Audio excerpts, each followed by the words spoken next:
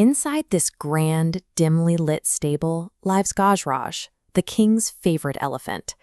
He exists in an environment of absolute physical privilege.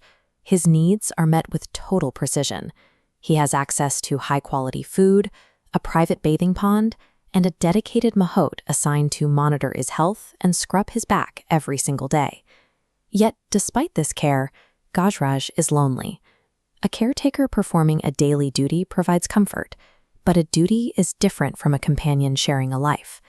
Material wealth and physical safety, without a true emotional connection, can create a heavy sense of isolation. That isolation holds until one evening, an exhausted, starving stray dog named Bunty wanders into the elephant's territory. Instead of acting to protect his space from the tiny intruder, Gajraj gently nudges a portion of his own meal across the floor toward the dog. Biologically, these two animals share very little. One is a giant herbivore that loves water. The other is a tiny omnivore that avoids it. But the act of sharing a meal bridges that gap. By sacrificing his own resources to comfort a vulnerable stranger, Gajraj established a connection that transcended their physical differences.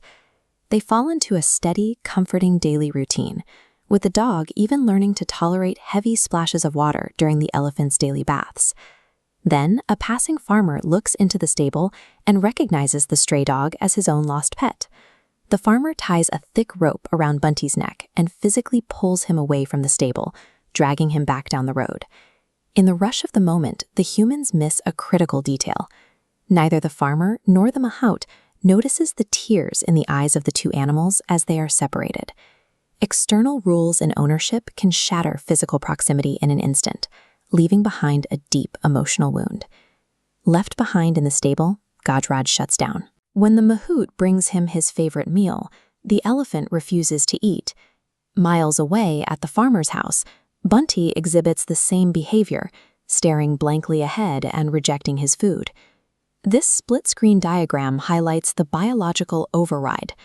Normally, a simple baseline instinct exists. Hunger drives animals to consume food, ensuring survival. But their synchronized starvation shows grief intensely overriding biology. Emotional weight physically blocks the impulse to eat, despite survival depending on it. When companionship is this deeply embedded, the loss of it can make the basic drive for survival feel irrelevant. Watching his dog fade away, the farmer finally understands the cause of the distress. He reaches down and removes the rope from Bunty's neck. Despite being physically weak from days without food, Bunty the dog immediately sprints directly back toward the royal stable. Bunty's sprint back to the stable serves as a physical measurement of his loyalty. He chose the source of his emotional support the moment the constraint was removed. This unhesitating return shows that loyalty is defined by where we choose to be when we are given the freedom to go anywhere.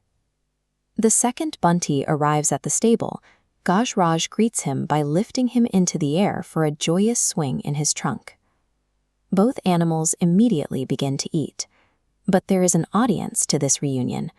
The mahout is watching, alongside the breathless farmer who followed his dog all the way back to the palace. Witnessing this undeniable display of loyalty moves the two men. In a quiet realization of what they've just seen, they step forward and embrace, forming a friendship of their own. A supportive companionship acts as a catalyst.